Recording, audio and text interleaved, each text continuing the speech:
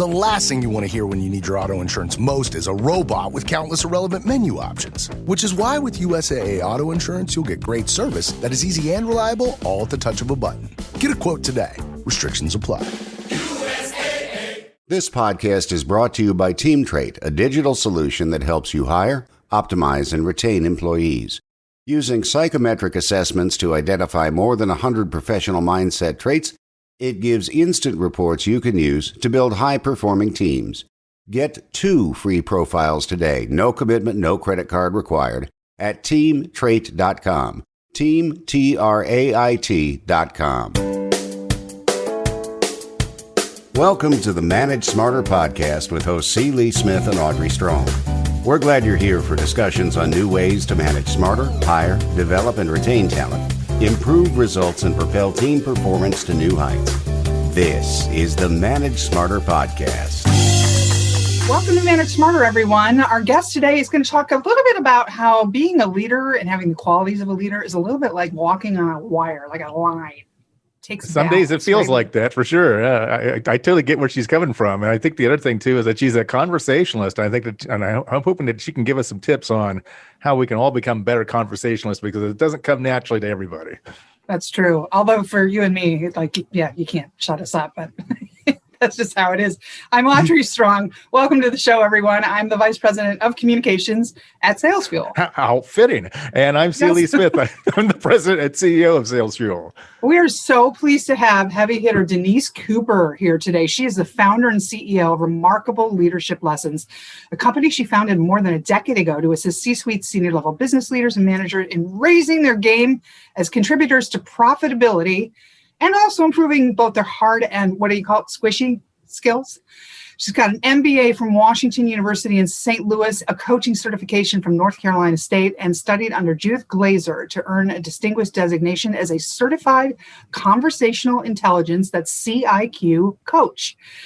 Able to draw over 25 years working inside corporations of all sizes, union companies, interesting, government, and agencies.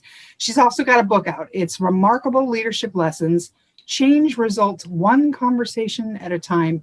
It's going to let you see the power and potential within you. If you show up, step up, and speak up, you can get the results that you want.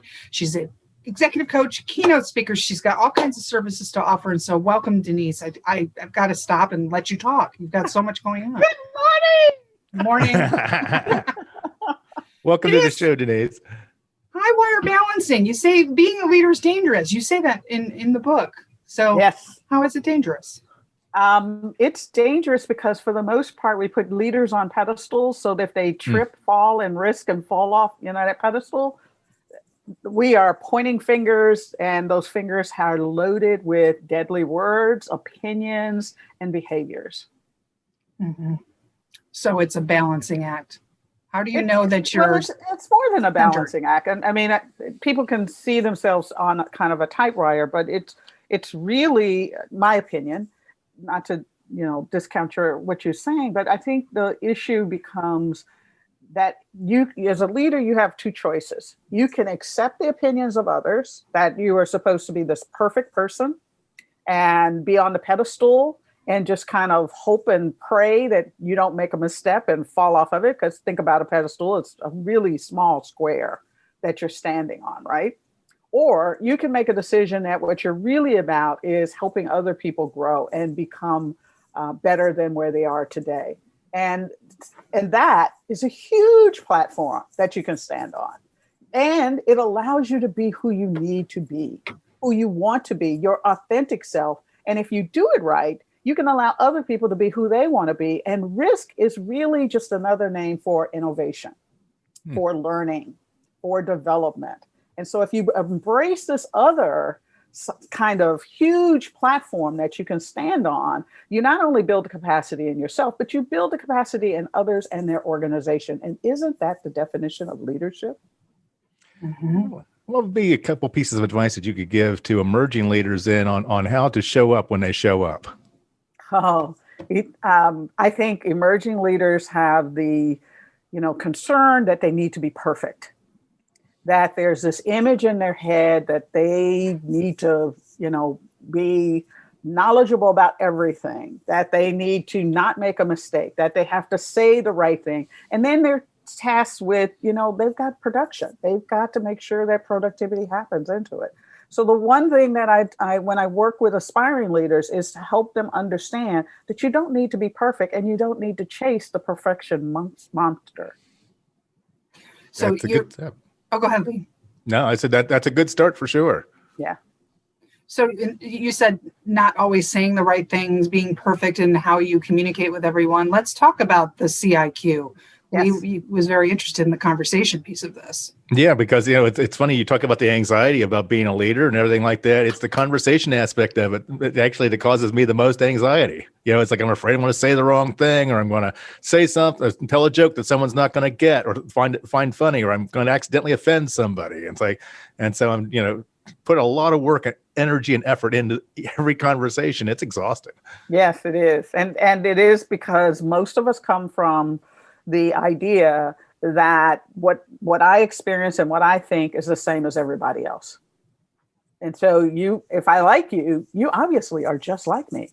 And if I'm nervous about you, then you're not like me. So therefore we don't have places to connect. And what I start with is let's challenge our assumptions and ask more questions before you start talking about things. And you can ask all kinds of questions about where do people start. They can be, for leaders and HR folks, generally people are coming to you because they have a problem. Mm-hmm. And they want your opinion on that. Well, flip the script. Ask them first to be really clear about problems, because 98% of the problems we have is because we're not clear on what it is we're trying to achieve. So ask the question, what is it that you're trying to achieve? What do you see as the obstacles in the way? What have you done in the past about this one? And of course, the deadly one is, I haven't done anything. I was waiting on you to tell me what to do, right? It's kind of like, and in your mind, you get snatched because the first thing out of your mind is, but I hired you to solve problems on your own.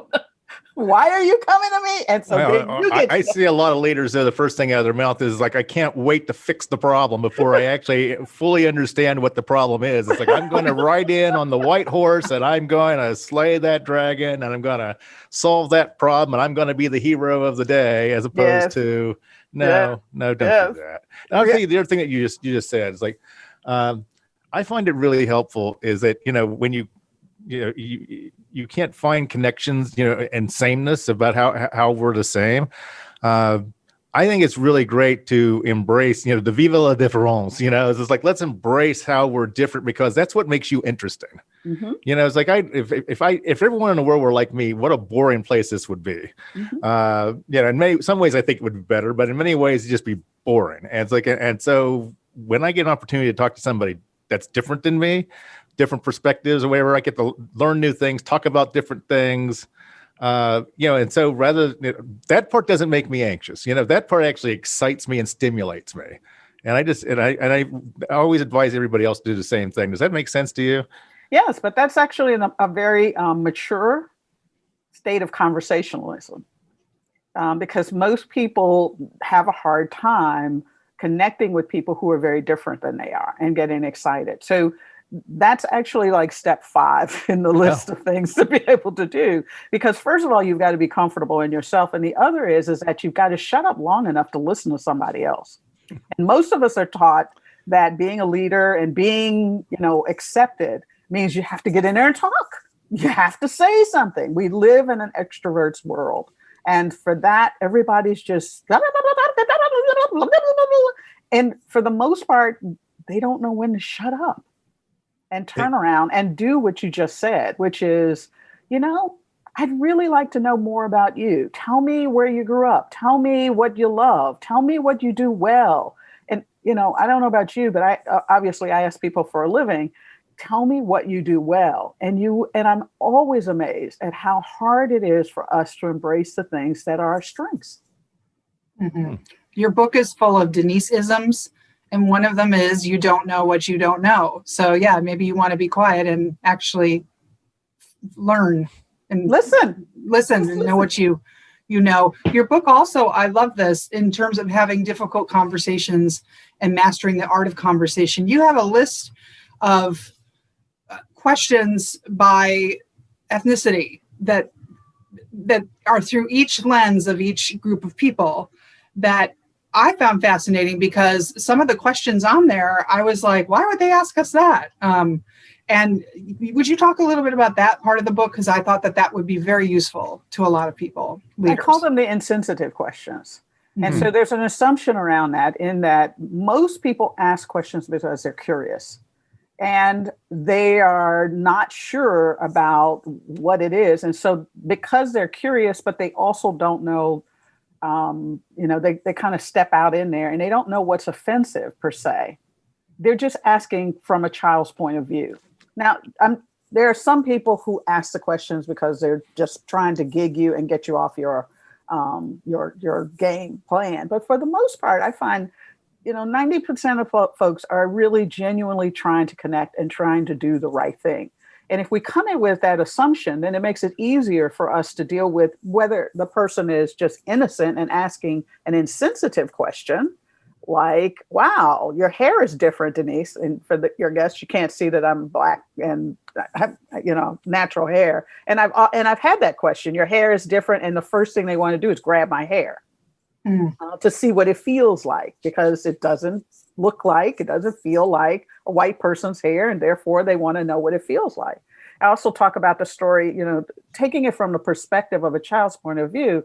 I talk about when I went to school in South Dakota. And I was teaching at the time kindergartners, and the little boy, he'd never seen anyone who was Black. Well, I didn't know that at the time. I really didn't know. It never occurred to me that he hadn't. But he was really scared of me, and he just kept ducking and dodging. And then one day he finally, I said, what's the deal? What's going on? And he blurts out, you look like Dookie. Now, at any moment, I could have been totally offended and upset. But being able to take a deep breath, because it did hit me like a gut punch, I stepped back and realized that to him, the perspective of not seeing someone and I'm a dark-skinned woman, that may be the only thing he could relate to. And so it was a great point for me and the regular teacher who was there, because I was still a student teacher. I took him over to the fountain, to the dish, the basin, and he began to wash, and all the kids came around, and it became a great lesson about geography and how people are different, but yet they're all the same. Well, as adults, there are a lot of questions that we're not allowed to ask, but we want to ask. And if you're not in yourself able to step up, show up, then when people ask you questions that might be insensitive, you're going to get triggered. And when you get triggered, brain and mouth don't always connect. And you try to apologize, you try to over-explain, and that generally just makes things worse. Yes, exactly right. Like you said, Lee, though, you've run into things like this, Lee, and it's like you're just standing there trying to figure out what to say. And I thought that part of the book would be a great help to so many people. I can't wait to dive into that part of the book. That sounds fascinating. I mean, really, really terrific stuff. What about the importance of self-care? You talk about that too. And when you coach your clients, you say that it takes 7 weeks on average to get them to trust you and open up to you and, not be so hard on themselves. What are some other ways that leaders should be taking care of themselves? Well, I think the best one is to know thyself and to be on a journey to know yourself, because you're not the same person that you were at 12. You're not the same person you are when you're at 20. You're not the person you're going to be when you're 50. And so it is a journey of growing and discovering, but oftentimes we know each other by the day we met each other. So that first experience is the experience that defines who we are and how I see you for the rest of the time. But being curious. So the first thing is always about be curious, then bring self-awareness into it. How is this triggering you? How are you feeling about being with this person who you don't know? How have they grown? Which, Lee, you were asking, what kinds of questions could people ask? Well, tell me what you've learned over the last year. Tell me what is exciting you now. What do you see as the big issues that are going on? Instead of, those things are in common. Those things make good fodder for conversation, but they also allow you to do that. And then the self-care is really knowing that you are a role model. When they slap a title on you that says you're an executive or a leader, you got to embrace the fact that now you are a role model and everyone is watching you. And that's uncomfortable. Yeah, Charles Barkley was wrong about that. You are a role model. I mean, whether you like it or not, yeah, it is there. And you have to embrace that, because people watch you and they make all kinds of assumptions about who you are based on your behavior, because your intention is invisible. You may have a good heart. You may have a good heart. and it's our position or our responsibility to always assume positive intent. But it's like, that's where we have to remember that just because we're taught that and we're expected to do that doesn't mean that they're taught to do that and that they're immediately going to do that, unless we somehow make our expectations clear. That, hey, when we have conversation, everything like that, always assume that I'm coming from a good place, a helpful place, and like that, and I will assume the same of you. If that's not ingrained in them or something like that, that can be very frustrating. And you know what? And because we live in such a polarized time in history, we've got social media and the media in general. Not to lump everybody in the same, but bad news sells, and they are inundating us with the worst case scenarios all the time. And so having trust in institutions, having trust in other individuals, when we've been taught over and over in all the stories that we hear, all the movies that we see, there's generally a bad person. That's the story, right? The hero's journey. It's got to be a bad person. It's got to be something to overcome. And we can get jaded if we're not careful, that all people come from not positive intent, and that when they make mistakes, particularly leaders, we expect leaders to be perfect. And when they make a mistake and actually act like a human, then they're less than perfect. And therefore, why should they be a leader? I know Lee is my mentor, and I came out of a long career in television newsrooms, which are very negatively wired. It's a very negative work environment. And the default position was always negative intent, So now that I assume positive intent, it was hard to change that default position. But in general, I'm able to do it. But it takes work. I have to stop and really think about, before I do whatever I'm going to say or do my conversation as you teach, how should people change their default setting? What's a recommendation you have that might help me further solidify my default setting? Well, when it happens, because you're right, it is a trigger. It happens all the time, especially when it's a habit, and that's what it is. It's a habit you're trying to break. And anybody who's tried to break a habit, you know how hard that is. But one question you can always ask yourself is, what else is true? So when something happens, whether it's positive or negative, what else is true? Because the key is, in being a good conversationalist and getting results that you want to get, is that you've got to understand the other person's perspective. We all stand on a different square. And so from that square, we see and don't see things that I may have an advantage of seeing on my square that you can't see from your square. But I don't know that if I don't assume that you don't. And so it's really asking questions about what other story could be true. So, yeah, when Audrey's on her square where she doesn't see my bishop coming at her. No, we play chess a lot. Got your phone app, and he'll move a piece, and I'm like, "Are you kidding me?"